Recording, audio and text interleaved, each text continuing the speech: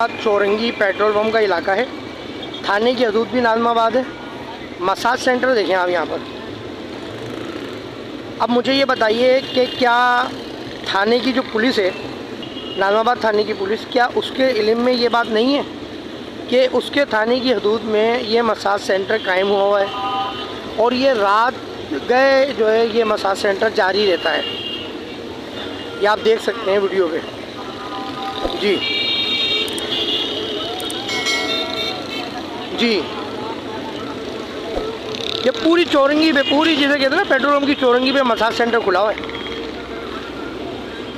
ये देख सकते हैं आप, ये पूरा मसाज सेंटर चल रहा है।